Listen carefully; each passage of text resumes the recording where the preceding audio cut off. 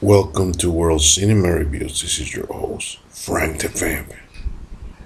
Some people must wonder how come I never appear on cam with my face.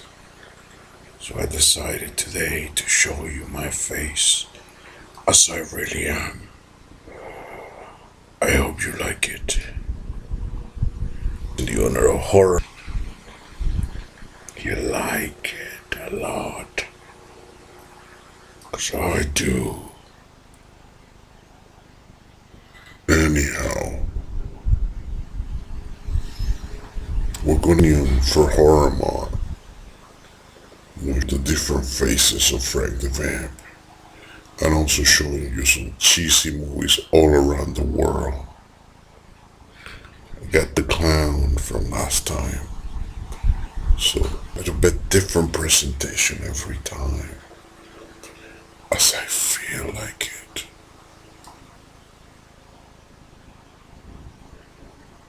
So,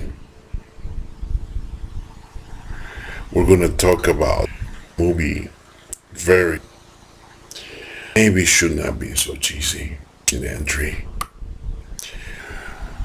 The name of this movie is Fangs of the Living Dead. It's a 1969 Spanish-Italian horror film. Was written and directed by the Spanish director Amando de Ossorio. And Amando de Ossorio is actually quite famous in Europe, apparently. I read on him that he made movies, he made like a trilogy about vampires that were blind, and it was like really popular during the 70s back in Italy and Spain, and definitely got to look into it. But tonight we're talking about Fangs of the Living Dead, which is not part of that trilogy. And this movie has like many names. Malenka, the vampire's niece. Malenka, la nipote del vampiro. Malenka, la sobrina del vampiro. The vampire girl. You name it. This movie. And this is one of those movies that happened during, the boom of the vampire industry back in the 1920s, early 70s. Christopher Lee, Hammer. Hey, the whole world wanted to cash in this idea, right?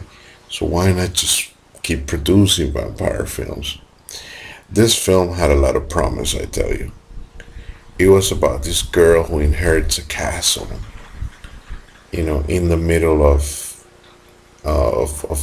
Italy. Wonderful castle, right? So she all of a sudden becomes rich, and she goes to stake her claim, so to speak, and goes to this castle, and there she meets this uncle, this weird dude who tells her that he's a vampire and he lives with another vampire girl, but that she become a vampire because it's her family duty, that's her sake, that's her heritage, and she's gonna be born a vampire girl. So she reluctantly doesn't believe it, but the uncle's very convincing and tries to convince her that you know it's not a lie. Vampires do exist, and she is going to become one. And the director, I heard, he had I read that he had the idea that he was going to become that it was all the director wanted this movie to be a psychological ruse where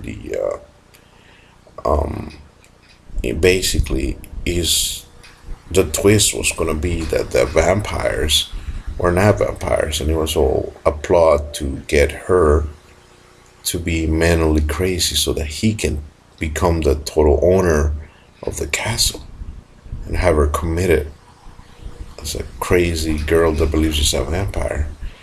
But because producers were really stupid at the time, I guess, and they didn't accept that, so they changed it up that the uncle was really a vampire. I mean, there's no spoil here, and he just it's pretty much a straightforward vampire flick. So it kind of hurts me to watch this movie because it could have been, really, really a nice, clever movie. Where actually when we were taught that we were going to be presented vampires, but it all had a logical explanation and plot. But nope, it's a straightforward vampire flick. Very cheesy, really bad acting. I don't know if it's the voice acting, but really, really bad acting, guys. And as far as I mean, beautiful, beautiful women. It starts awesome. Anita Ekberg, and Anita is like, I think she was like half Swedish and half Italian, and she's just gorgeous. And basically just gorgeous women. There's no nudity in the film, so that's another thing and there's hardly any gore, but still, it's a nice midnight watch. Just out of the cheesiness of the acting is just so bad, and also because the ending was changed to become a standard vampire flick and there was no twist. It's kind of stupid and it doesn't make any sense. So it's a nice for horror month. Really recommend you to check out this film, and I may be back with more work from El Señor Amando de Ossorio, because I think he's got a lot of promise. I like the film. I think you would too. And because this is a B movie in a B movie scale, even though it doesn't have the boobies and things, but there's scantily clad women there, and I mean they're gorgeous. Um, yeah, it's complete with stock footage of a castle that you never see.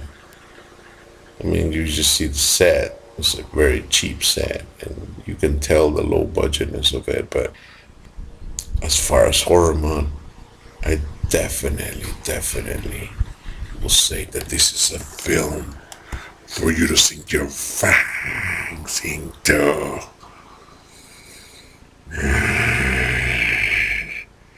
So enjoy horror month. Subscribe if you dare. And if you like it, comment. If you didn't like it, I expect you to comment too.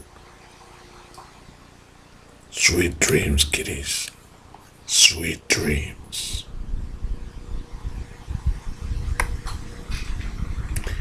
And stick around for more movies are coming up for horror month. More juicy, cheesy movies from all over. Sleep tight. Don't let the frost bite.